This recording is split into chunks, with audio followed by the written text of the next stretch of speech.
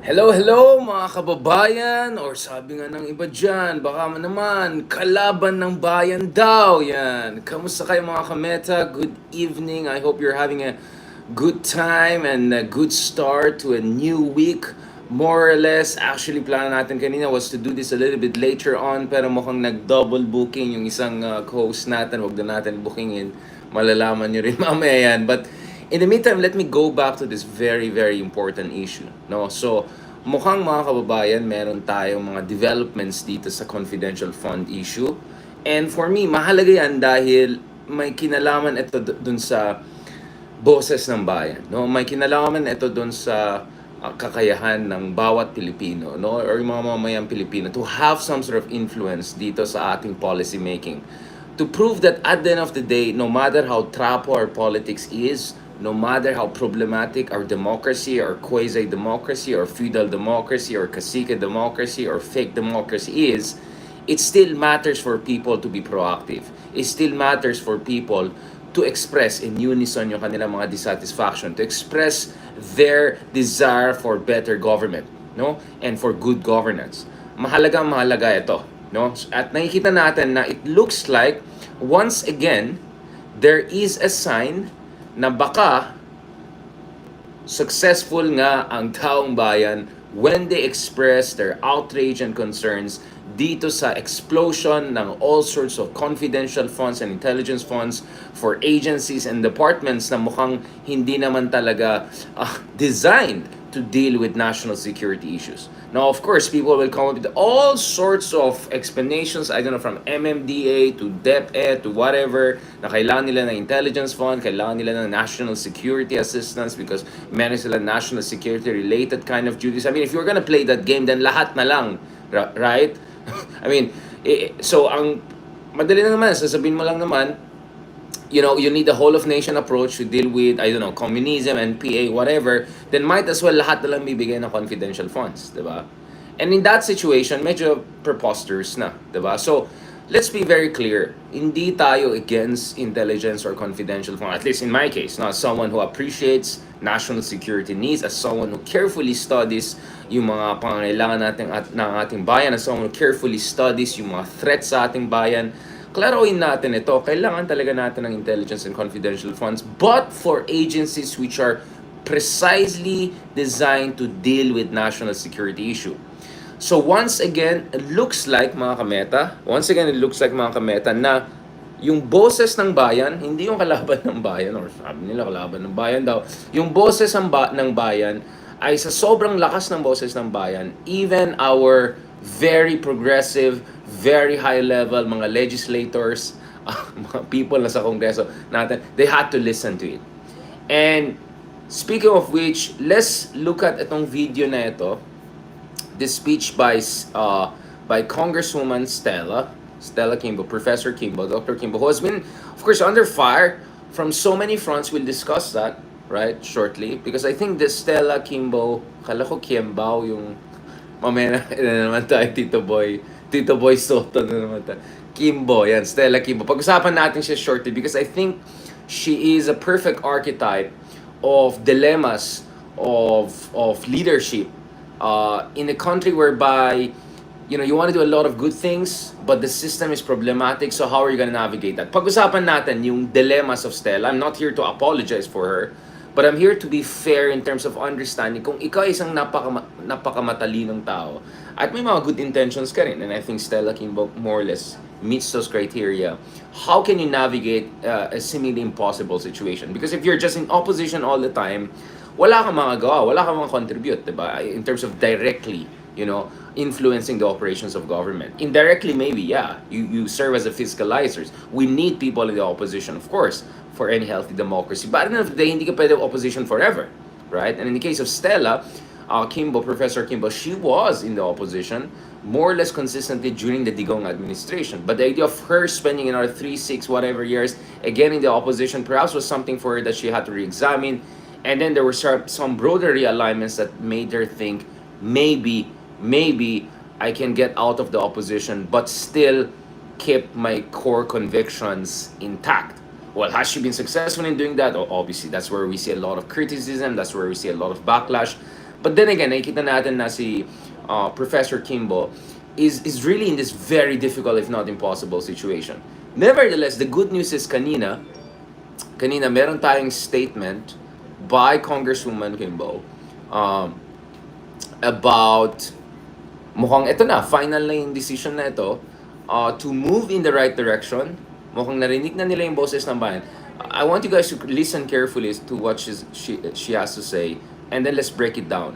No, there's some keywords there that I want you to keep in mind. Words like controversial, like words like on the right side of history. Pay close attention. Of course, also, well, numbers. No, the devil is in the details, particularly in the numbers. Pera ang pinag-usapan. So let's listen. Let's listen to that, mga kameta, because mahalaga ito. Alright?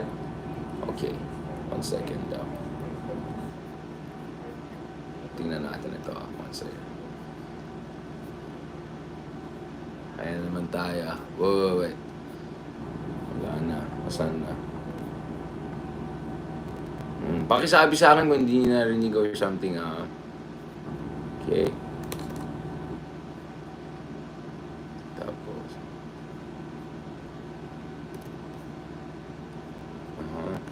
Okay. Ito Okay. Wait, ano yun?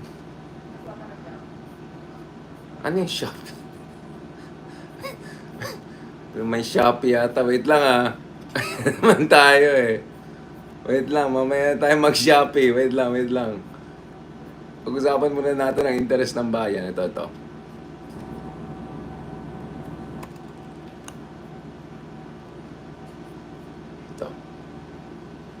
Ba't ba lang audio?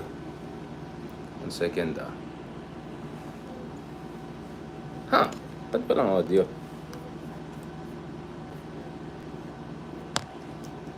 1 second. What's going on here?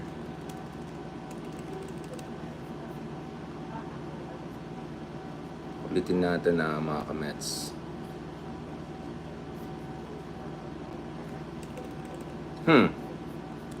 Narinig nyo ba? Ba't nawala yung audio? Sorry about that Ulitin natin Otherwise, let me just play it from here. I'm sure marinig nyo pa rin.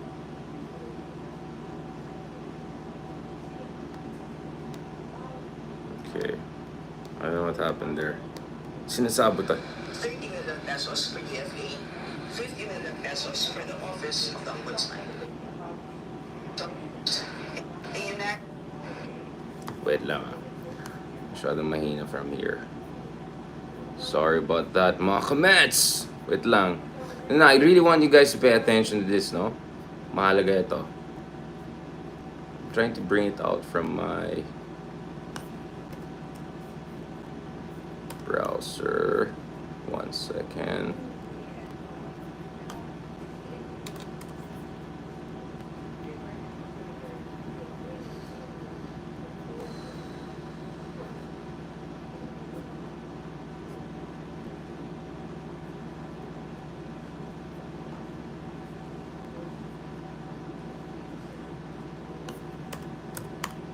Natin ulit Huwag lang sana Shopee ang lalabas. Wait lang. Ito natin to.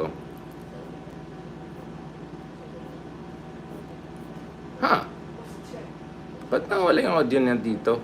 Hindi ko gets. Sinasabotage ba tayo?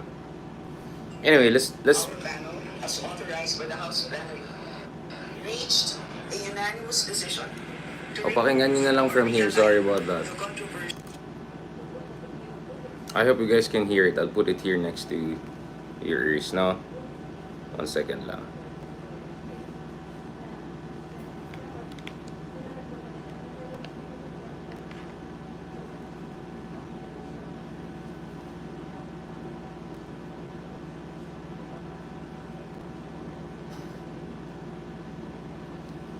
Sabotage na talaga tayo Bakit di lumalabas? Communications, Ayan. Agriculture, unanimous decision Narinig nyo? to remove or realign the controversial confidential funds.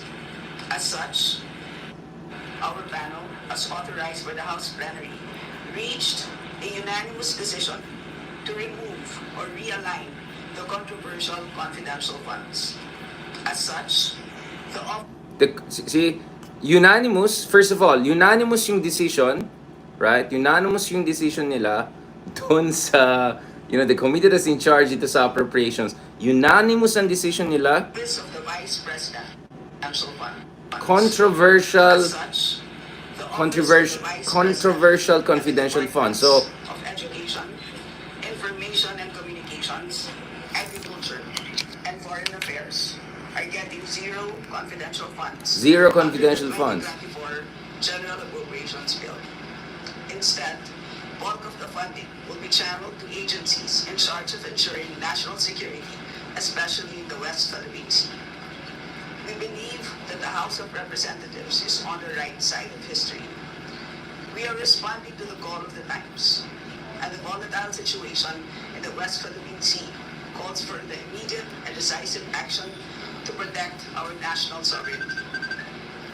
Based on the panel's recommendation, a total of 1.23 billion pesos in confidential funds were realigned to the following frontline agencies in charge of monitoring and protecting. alright, so, mawawala na yung confidential funds ng Department of Foreign Affairs, confidential funds ng Department of Education, mawawalang confidential funds ng Office of the Vice President, and then pupunta siya doon sa mga frontline agencies. So there's a very clear emphasis dito na hindi tayo against confidential funds or intelligence, but it has to go to the agencies that have to directly deal dun sa mga issues na mahalaga para sa ating national security. Territorial rights in the West Philippine Sea. Territorial rights in the West Philippine Sea. Agencies in charge of monitoring and protecting the country's territorial rights in the West Philippine Sea as follows: 300 million pesos for the National Intelligence Corps.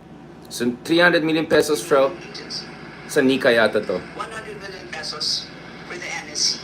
100 million pesos for the National 200 Security million Council. pesos to the Philippine Coast Guard for intelligence activities. Philippine Coast Guard, napakamahalaga yan. 381.8 million pesos to the Department of Transportation for airport development and expansion of Pag-asa. Sa Pag-asa Island, sa West Philippine Sea. The 3 billion pesos total allocation to the said airport. 3 billion. 81 million pesos was the only portion taken from the confidential funds. Meanwhile, instead of confidential funds, the following agencies will receive the following amounts for MOO. So, hindi lang meron din ng MOOE. Ito, again, it gives a degree of flexibility. But then again, tingnan mo. So, billions ng confidential fund na hindi na dapat pupunta talaga sa mga frontal agencies ay pupunta na sa kanila. So we're talking about National Security Council, we're talking about NICA, we're talking about the Philippine Coast Guard. Ito yung mga ahensya talaga na directly involved dito sa pagprotekta ng ating bayan, yung ating karagatan, yung ating interest, national security po yung trabaho nila. In fact, one of them has National Security Council. The word national security is embedded in its very name. Alright? So we're talking about giving money to the people who deserve it and who need it. And people who are trained to defend our national security per se. But also other agency will get other forms of discretionary funds which are not confidential funds but are nevertheless important. Not as huge, not 1 billion, not 2 billion, not 3 billion pesos, but still these are important. Tingnan nyo. 30 million pesos for the Bureau of Fisheries and Aquatic Resources. BFAR. 25 million pesos for the ICT. 30 million pesos for the FA. 50 million pesos for the Office of the Ombudsman. Okay, so yung DFA, DICT, of course, may kinalaman pa rin yan sa West Philippine Sea, whether it's cybersecurity, it's direct diplomacy, it's fighting for rights, it's legal warfare. Before, we're talking about the Bureau of Fisheries, Aquatic, din yan, yung pagprotekta ng mga ating mga fisheries resources, yung mga ating mga isda dyan sa West Philippine Sea. Again, relevant. Of course, the fund is not hundreds of millions or billions, but nevertheless, you're giving support to these kinds of agencies. And 150 million pesos for DepEd's government assistance to students and teachers in private education. So, meron pa rin 150 million pesos for the Department of Education towards the end. Nakikita niyo yan. Ito. DepEd's government assistance to students and teachers in private education. Okay, so there'll still be some sort of, discretionary funds dun sa Department of Education, but it's not the same confidential fund. It's not that large. Alright? So again, mahalaga yan mga kameta. Ulitin natin Ulitin natin, very important ito, very important ito. So before I go and discuss the case of Stella, and I think what it tells us more broadly about Philippine politics, pakinggan natin ulit ito from scratch, no? For the House plenary reached a Unanimous. decision to remove or realign the Controversial funds. confidential funds. As such, the Office of the Vice President and the Departments of Education, Information and Communications, Agriculture, and Foreign Affairs Sama din dyan ang DA ni ano. confidential funds under the 2024 General Appropriations Bill. Instead, bulk of the funding will be channeled to agencies in charge of ensuring national security, especially in the West Philippine Sea. We believe that the House of Representatives is on the right side of history. Yan. We are responding to the On the right side of history. So see, nare-realize sila na hindi ito, mga kameta, hindi ito normal na times na pwede tayo mag-trapo style politics. Something very serious is at stake, alright? Something very serious. Hindi pwede tayo mambo-jumbo dyan, alright? Serious stuff are happening. And the fact na ginamit yung term na controversial fund, that means narinig nila yung mga criticism, mga concerns ng tao about good governance, about appropriateness of which agencies are getting which money, and also, very, very important, prioritization, optimization. Prioritization, optimization. This is very, very important, mga kameta. Even if I were to say, let's say, in principle, or for the sake of debate, let's agree that all agencies need to have some sort of fund to help national security.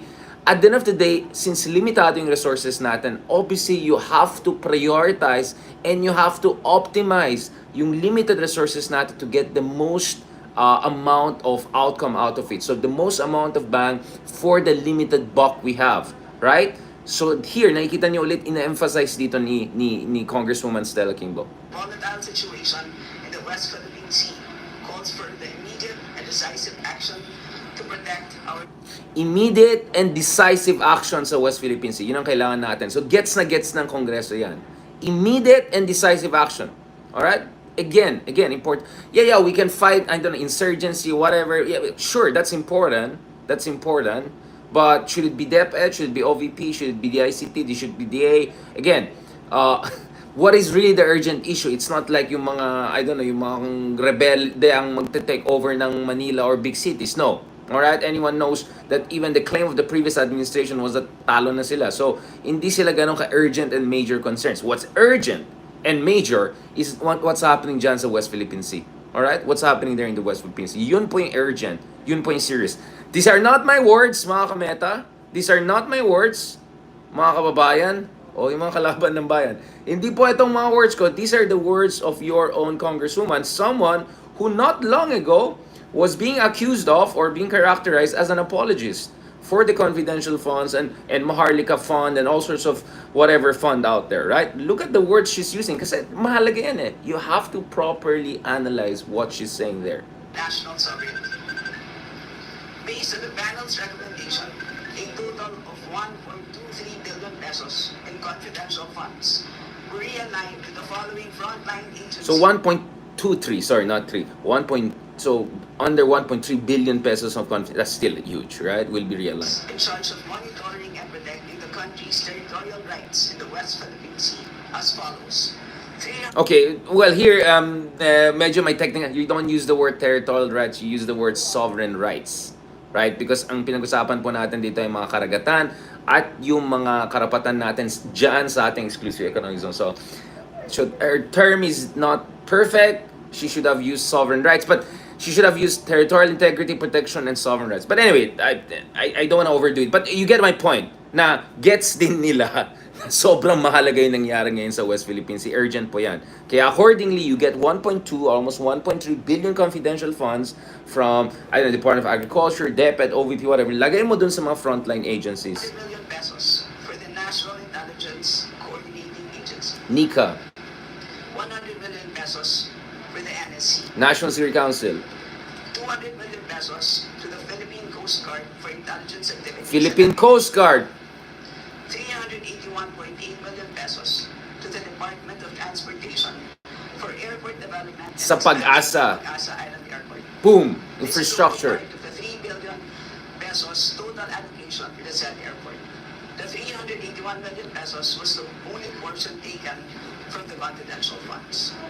Meanwhile, instead of confidential funds, the following agencies will receive the following amounts for MOO. 30 million pesos for the Bureau of Fisheries and Aquatic Resources. BFAR. 25 million pesos for DICT. 30 million DICT pesos kasi kailangan ng cyber warfare, fight against misinformation, fight against potential sabotage ng ating mga infrastruktura, all of those things. This is very serious, mga kameta. All right? So again, sorry, 1.23 billion. So I have the exact number here. Don't worry, lalabas natin yan. But I just want you guys to hear it directly kasi from the good congresswoman. 50 million pesos for the Office of the Ombudsman. And 150 million pesos for DepEd's government assistance to students and teachers in private education. Thank you very much. Okay, so there'll still be something going to the DepEd but not in the form of confidential fund. All right? Okay, so let's break this down, mga kameta. Apologies again dun sa technical issues. For some reason, I don't know why hindi lumalabas yung video itself as I wanted you guys to. But don't worry, I'll just post the link sa baba para makita nyo naman yung konteksto ng sinasabi natin dito, alright? So again, just so that keep clear itong sinasabi natin dito. So House denies 2024 confidential fund request of Office of the Vice President, Department of Education, Department of Agriculture. So 3 of these have to do, 2 of them with Sara, 1 of them with Bongbong Marcos, DICT, and the Department of Foreign Affairs. Alright? So the total is 1.1 billion and 230 million pesos. Yun po yung marirealign. So the agencies and their confidential fund requests are the following. Okay, so again, diba, dapat medyo tayo, diba, meticuloso tayo para kitang-kita natin yung breakdown. So ito po yung breakdown ng mga requests ng confidential fund. Alright, yung mga ka-YouTubers, don't worry about it. All of this will be out later on. Ipopost ko rin yung mga links. Ito, kasi ayaw natin na magmarites na magsada. Numbers matter. And the reason why you have someone like Professor Kimbo there is because you need someone who's a numbers person. She is a numbers person, right? So let's really go to this. So ito po yung requested. Ito po yung requested. So Appropriations Committee, napaka-powerful yan. Right? So ang combined na natanggal or ma-realign, so ibig sabihin initially there was a time, but ma-realign is 1.005 billion. So may 200 plus billion pa rin. 225 million to be particular, no? So yun yung yun yung initial request. So now that's turned down. Ito po ang mangyayari ngayon. So yung in-order na nila sa Shopee, in-order sa Shopee ng mga kaibigan natin dyan, ayan, medyo malaki-laki, billion in order sa Shopee. Ito ang dumating. Alright? Kasi dami nag-reklamo. Yan. O yan. Dahil nga, mas pangailangan ng ating mga ahensya na may kinalaman sa West Philippine Sea. So again, so andyan po yung breakdown. Yung requested po, the agencies and their confidential requests were 500 million pesos for Vice President, 300 million Office of the Vice President, 300 million pesos for Department of Information and Communication, 115 million pesos for Department of Education, so that's combined of 650 million for a certain side, let's just put it that way. Department of Agriculture, 50 million pesos. Pero ito yung masaklap. Yung DFA, 5 million lang hiningin nila, na-realign pa. Pero actually, babalik din sa kanila in a good way, as we'll show later on. Alright, so parang nadamay pa yung DFA doon, 5 million lang palang hiningin nila. Parang, diba? Yung isa nga, 500 million. But anyway. Now, so, sorry, parang hindi na pupunta sa kanila. Instead, yung House Appropriations Committee Chairperson Zaldico said a total of 1.3 billion confidential funds will be realigned to the agencies at the forefront of asserting our rights sa West Philippine Sea. Department of Transportation, because sila po ay in charge dun sa infrastructure development, reinforcing yung ating mga claims sa West Philippine Sea, they'll get 381 million for the development of Pag-asa.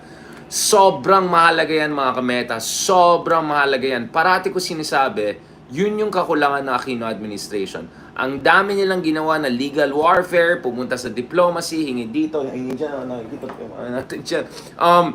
Pero ang kulang talaga mga kamets, yung pag-develop ng yung sarili nating infrastruktura, they're on the ground talaga. Kasi kahit anong panalo mo sa korte, mga kameta, kung wala kang presence on the ground, kung ikaw lang yung mukhang squatter dyan, tapos yung mga ibang kalaban mo, Malaysia, Vietnam, Taiwan, China, lahat sila, may 5-star hotel na sila dyan. Literally, yung iba may 5-star resorts na layang-layang in the case of Malaysia. May mga renewable energy development projects na sila dyan sa mga Vietnamese and Chinese. Yung Ito Aba ng Taiwan sa sobrang developed, nakagawa pa sila yata ng kunyaring fake na fountain just to say na it can support human habitation on its own para it will be qualifying as an island, although of course that was turned down by the international court. But you know what I'm saying? Para tayong mga kawawa doon for a very, very long time. And sa aking palagay, yun talagang mali ng Aquino administration because the Aquino administration should have fought the fight in an optimal way, not in a miscongeniality way. Of course, it's important for us to have the moral high ground, but if you have a basic understanding of international, you'll understand that as long as you're not making fake islands out of low tide elevations, as long as you're not, quote, changing the nature of the disputed island, dapat hindi problema yan. So finally ngayon, meron tayong pagkakataon na talagang i-develop itong mga isla na yan. In fairness, actually panahon pa lang ni Digong, thanks to Secretary Lorenzana among others, sinimulan natin itong pag-develop ng ating mga infrastructure dyan sa West Philippine Sea. So tuloy-tuloy po ito. So there'll be 381.8 million pesos sa pag-develop ng ating infrastruktura doon sa Pag-asa kung saan may mga tao tayo. Dati may mayor pa tayo na resident mayor. May mayor pa rin tayo but I'm not sure kung resident mayor. Meron tayong mga sundalo. Lumalaki po yung mga population natin dyan, infrastructure natin dyan. Yung airstrip po natin dyan from 1977 pa yata, kailangan natin pagandahin yung area na yan para hindi tayo mukhang kawawa doon. Kasi scramble po nangyari. So, good job. National Intelligence Coordinating Agency, of course, ito yung version natin ng, alam niyo na, di ba? So, 300 million pesos kasi kailangan nila mag-gather ng intelligence, lalo na doon sa mga, alam niyo na, mga, Makapili 2.0. Buyaka siya. Di ba? Yung mga ganon, yung mga Makapili Club. Kamusta kayo dyan? Yan. Philippine Coast Guard, 200 million for intelligence activities. Sabi siya, Philippine Coast Guard, of course, kailangan talaga nila. Feeling ko nga, dapat mas malaki talaga ang Philippine Coast Guard. Siguro, 400 million Philippine Coast Guard agad, no? So, kulang pa rin yan, but better than nothing. Kasi yung confidential intelligence fund ng Philippine Coast Guard over 17 years ay mas maliit pa dun sa annual yata na confidential fund nung isang opisina walang kinalaman sa West Philippines or national security, right? I mean, for anyone who really knows a thing or two for national security at hindi nagpapadala sa kaek-ekan propaganda. The National Security Council, of course, they're in charge of policy making, big picture, long-term policy making, coordinating different efforts by different agencies. Andyan yung pangalan pa lang nila, National Security Council. So they get 100 million pesos. So good. This is interesting. No, ito yung dito ako na. Pero ito actually nangyari. Ito po yung interesting. Yung DFA na turn down yung 5 million pesos request nila, but bumalik siya 6 times bigger in a different form, but not in a confidential fund, in a different kind of discretionary, semi-discretionary fund. So actually, in fairness naman, DFA is still gonna get what it deserves because, well, diplomacy, DFA, kamusta naman yung special envoy natin si Teddy Boy, articulate boy, yan. Anong ginagawa niya? Nakita ko yung naka-yellow jacket ba yata siya or something, pumupunta dyan sa West Philippines, yan. Mga Siga Boys. Yan, yung mga walang publication na totoo, pero ang daming yabang. Okay, balik tayo dito. So actually, the DFA, although yung 5 million pesos nilang request for confidential fund ay na-turn down, nakuha naman nila ito in terms of maintenance and other operating expenses. So, I mean, it's not confidential intelligence fund. It's not, a full kind of discretionary fund, but it gives you some room for augmenting yung mga capabilities in ways that have to do something with national security. So 30 million pesos for DFA, 25 for DICT, 30 million for BFAR, Bureau of Fisheries and Aquatic Resources, and then yung 50 million for Office of the Ombudsman and DepEd, and 150 million for government assistance, students, teachers. Okay, so eto naman kasi Well, it gives some fiscal room. So in fairness, um, let me actually defend DepEd on this note because sa aking palagay, DepEd really needs a lot of funding and support. Alright? Not necessarily confidential intelligence funds. Sabi nga natin, dapat yung mga ganyan, mapunta na lang dun sa mga ahensya na sa frontline. Pero pag tinignan po natin, yung mga krisis na meron tayo sa ating edukasyon, kung tinignan po natin yung lalim ng problema natin when it comes to learning deficiency po, one of the worst in the world po tayo, and easily one of the worst in Asia, right? Then, masasabi po natin na we have to get the best possible assistance to the Department of Education. So, let's be very clear.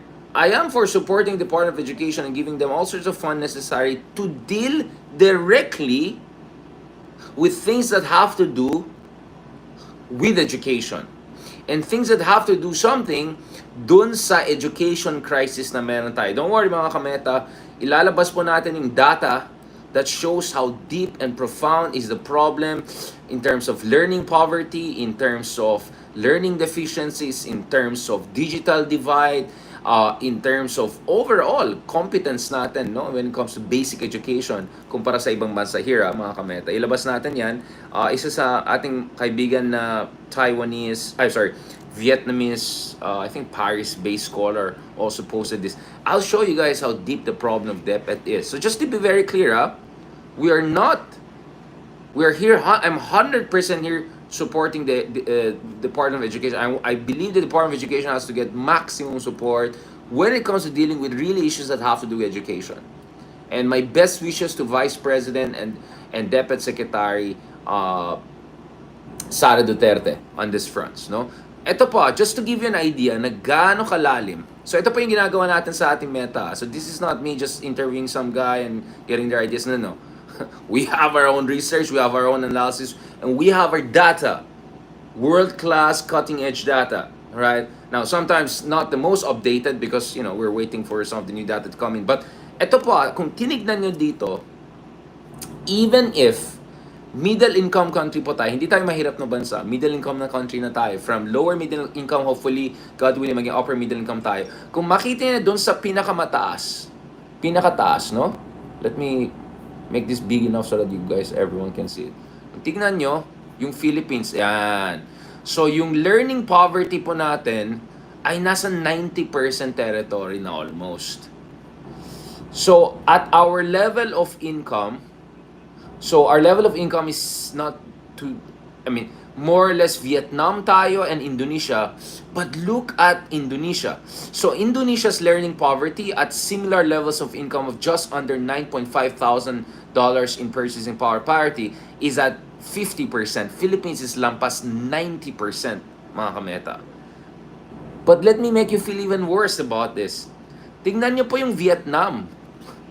Ang Vietnam po, kasing hirap or kasing middle class ng Philippines. In fact, the year this was taken, 2018, they were even poorer than the Philippines in per capita income. But their learning poverty is below 20%. So we're more than 90% in terms of learning poverty. They're below 20%. And Indonesia na medyo minsan may pagkasabog din yung kanilang sistema, state institution. Sila po ay 50%. So, ang lalim po ng problema natin. And just to make this clear, these are the numbers before the pandemic. Before Tatay Digong managing, or more accurately, mismanaging the pandemic. In fact, kung maalala nyo, we were among the last countries to reopen schools because napakapalpak and delayed yung management of yung mga preparatory safeguards na kailangan bago bumalik yung mga bata. So a lot of our neighbors were, not only where they are at a far better situation than us before the pandemic, but they were also way better in dealing with the pandemic and ensuring na hindi mapag-iwanan yung kanilang mga bata. So, these numbers, horrific numbers of the Philippines at around 90% poverty, learning poverty compared to Indonesia and Vietnam at similar levels of per capita income with 50% in case of Indonesia and barely 20% Vietnam just tells you gaano kalalim yung problema ng education crisis natin. At hindi ito kasalanan ni Sara Duterte. Sara Duterte was not your DepEd secretary over the past 10, 20, 34 years. No. So the DepEd needs funds.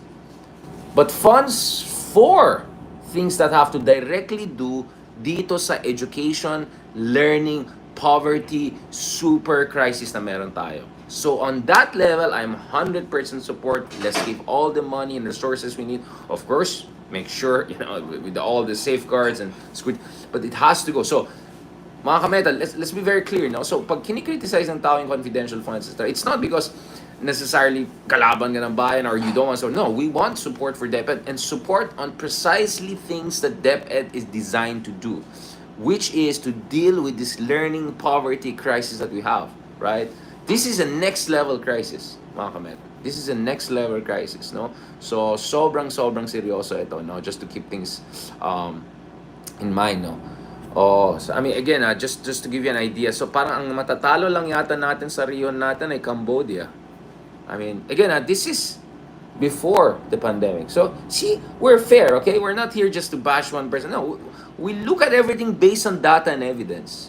Based on data and evidence. This is another figure, let me show you guys, that shows ang natalo lang natin yata is Laos. I mean, we're parang Cambodia pa is slightly better than us in this survey. I mean, look at these numbers, mga kameta. Talagang, ay, good luck sa Pilipinas. Kaya, sana, di ba? Sana sa DepEd, galingan nyo talaga yan kasi malalim talagang problema. At, syempre, hindi mo masisisi sila, Sara Duterte, bago lang sila dyan. But, they have to up their game and they have to really focus on what's their portfolio here, which is, dealing with the learning poverty education crisis na meron tayo. Laos lang yata natatalo natin dito sa region natin base dun sa mga comparable countries. So, malalim po yung problema natin. So, I'm supportive of funds going to, these are not confidential funds, just to be clear, going to DepEd that have to do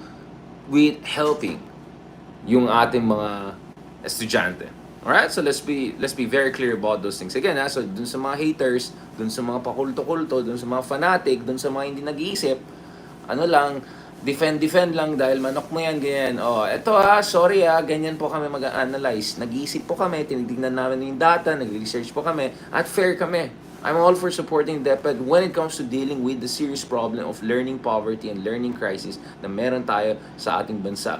Alright? Yun po yung kailangan natin ayusin dito. So I have no problem with money going to that. Alright?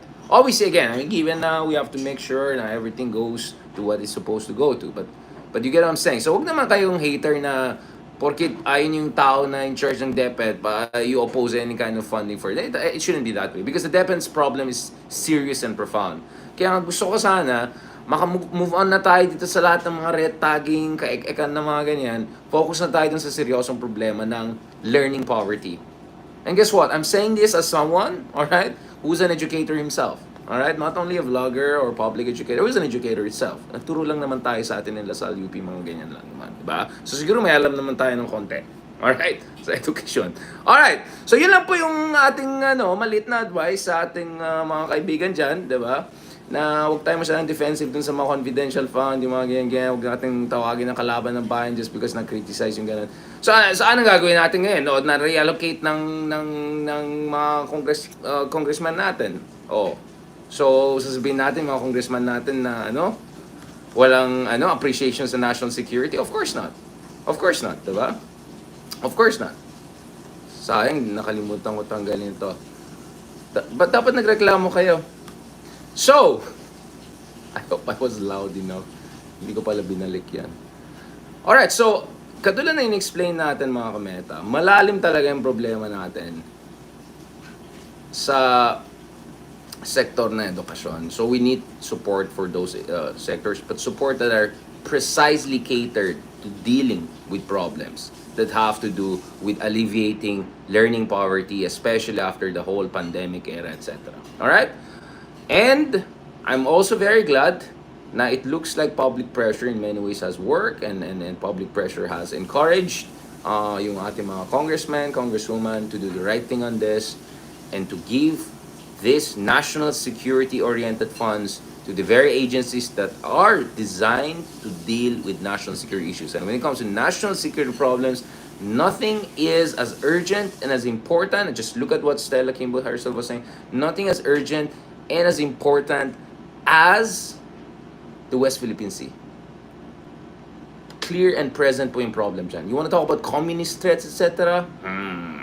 There's a giant communist nation out there who's claiming a huge part of our West Philippine Sea. So keep those things in mind, alright? Yan. So wag na tayo dyan sa kalaban ng bayan kind of rhetoric. Doon naman tayo sa panalo ang bayan. Alright? Now, let me be absolutely clear because may mga feeling smart dyan too good for school na it's like, nagpapautol lang kayo for sure. May gagawin na naman sila later on. Like, we have no illusions whatsoever dito sa ating trapo-dominated political system. Of course. But you have to celebrate every little victory because that will give you the mileage, that will give you the fuel, that will give you the inspiration to fight the next phase. Because if you really want to have a real democracy, you really want to make sure na hindi purong katrapuan lang nangyari, purong kalokohan nangyari, you have to take each little victory one step at a time and move and you never know. In a generation or two, the Philippines is a far better place. Because let me tell you this, yung mga bansa na prosperous, yung mga bansa na napakaganda ng democracy nila, hindi yan bumaksak from heaven na naging ganyan. You see, the Norways of this world, hindi sila, happiest place, most democratic place 200, 300, 400 years ago, right? Mga Vikings lang nandun dati, di ba? So, it takes struggle. It takes constant, perpetual struggle. That's why it's important to celebrate little victories. As little as they are, they're important because that gives you the fuel and inspiration to move forward. So yes, dun sa mga gusto maging cynical, that's your choice, but you're not being helpful. And let me be very clear, being cynical doesn't make you smart. Being healthily skeptical makes you smart. Of course, we'll have a separate lecture on Montaigne and healthy skepticism and critical skepticism. Ibang lecture na yan. Alright? Hindi na ako pupunta sa mga ganyan lecture, mga epistemological lectures na yan. But let me just say, naiirita ako dun sa mga feeling magaling dahil lang cynical sila. Well, guess what? Pabigat lang kayo. Kung wala kayong makontribute na positive, right? Pabigat lang kayo. Alright? Now, I wanted Sana to talk about Stella Kimball, and na naman tayo, Tito Boy Soto. Pero, let's just leave it for another day. Medyo na, mamaya na lang. Marami akong gustong sabihin. Pero, I'll let Ronald say it na lang. Okay, so, si Ronald yata, nag-double booking ngayon. Ayaw umamin, pero nag-gets ko kagad. Kasi sabi niya, available ako at this time. Naku, alam ko nangyari siya. Alright? So, mamaya na lang with Ronald, pag-usapan namin ng balikan natin to. Mar Rojas, they used to work together, of course, din sa kabineta ni Aquino. Pag-usapan din natin si Stella Kimbo, yung kanyang dilemma, as still a Liberal Party member and as someone who sees herself as progressive. Like, my question always is, where do you draw the line? I completely understand that if you want to affect change, you have to be there where decisions are being made. You have to have a seat at the table. Gets ko yan. Pero hindi pwede na pumunta ka lang dyan and then lahat na. Hindi pwede gano'n, diba?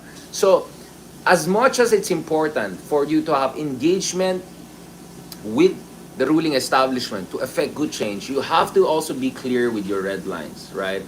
And the debate here is what's going on. Well, at the very surface level, what's going on is this. Multiple times nung nagwalang tao, nag-criticize ng tao, we saw na nag-walk back. Right? Nag-walk back doon sa Maharlika Fund. Nag-walk back doon sa SSS, GSIS Fund. Ilang beses na-revise yung Maharlika Fund dahil may mga criticism and backlash from the public. Guess what? Again, no one has any illusions about Maharlika Fund being, I don't know, the most effective, transparent, whatever, sovereign wealth fund out there. Right? Again, but the fact that they had to make so many revisions over and over again means public pressure matters and public pressure works.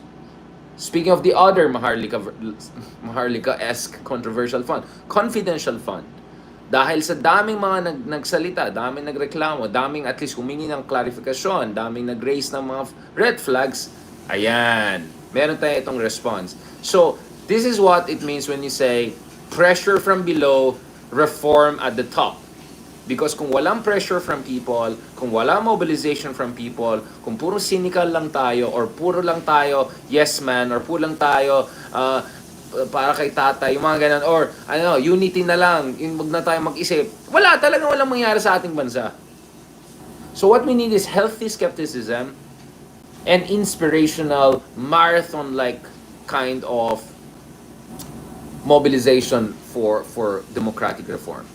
Small victories here and there will matter a lot if you know how to appreciate them, and if you know how to translate them into your fuel for the next stage, right? Because it's a journey of 1,000 miles. So every step matters and every victory matters. Yun lang sinasabi natin nun. So in many ways, congratulations for anyone who was cared for West Philippine Sea, like yours truly. For many who cared about transparency, but many who cared about prioritization and optimization ng ating yung kaban ng bayan. Guess what? It worked. It worked. So hindi ko na alam dun sa mga kritisismo na yung mga nagkikriticize sa confidential fund ay kalaban ng bayan. Wait, excuse me, like kakasabi lang ng Kongreso na ilagay na lang natin ito dun sa mga ahensya na may kinalaman talaga sa national security, especially dun sa urgent issue ng West Philippine Sea. On that note, thank you very much mga kameta. I really appreciate you guys paying attention even if madami natin mga technical problems. May mga, wala one-man team tayo dito. At medyo pumanpak din tayo pala. Naiwan ko pala yung lapel natin dyan. I hope you still heard me. But at least you can see the numbers there. So every analysis we make here mga kameta, based yan sa evidence-based, right? Scholarly, academic, policy papers. Pinag-aaralan po natin na mabuti lahat ng mga issue na to. Tinitignan po natin mga detalye. Tinitignan po natin yung mga numero. Hindi tayo pwede bara-bara lang or partisan lang or hater mode lang. Hindi. At then again, my best wishes dun sa mga ahensya na in charge of protecting the West Philippine Sea, but also my best wishes to the Department of Education in terms of dealing with this other very serious problem. It's not the national security problem, but it's still a major problem, which is learning poverty, education, basic education deficiency. Malalim na problema yun. So I really hope our DepEd will make the most out of this realigned amounts that was given to them. Diba? So meron silang ngayon maintenance and other operating expenses, MOE, ng 115 million pesos for the government assistance to students and teachers in private education. So tuloy-tuloy dapat ang suporta natin sa ating minamahal na Department of Education at mga minamahal ng mga guro, mga estudyante, because we have a lot to catch up on. Dahil ang dami-daming kapagpakan nangyari ng pandemic, na pag-iwanan naman ng Pilipinas, and those graphs that I showed you, kitang-kita natin dito, no? Bago pa lang nag-pandemic, behind the curve na tayo. And guess what? The pandemic made it even worse dahil napaka-incompetent yung isang tao dyan in charge ng time ng pandemic. But anyway, on that note, thank you very much mga kameta. Thank you very much again. Now, kung may mga magaling dyan, mga haters dyan na may more educated data and analysis, go ahead. Be my guest. I always welcome. We love debating, but based on proper analysis, scholarly, policy-oriented papers. Alright? Huwag yung mga bara-bara, barangay level, geopolitics, mga ganyan. Alright? On that note, bago tayo naman, kinokontrol natin sarili natin. Let's be nice. Let's be nice. Alright? Let's be nice.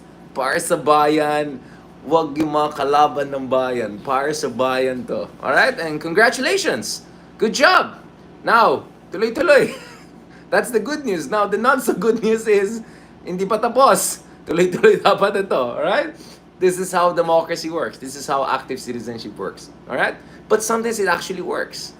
So good news, yes, little victory, but little victories matter if you know how to properly appreciate them. On that note, thank you very much mga kameta. And later on, yung kasama natin nagda-double booking, baka he'll be available. So ituloy natin yung discussion na ito. God bless. Thank you very much.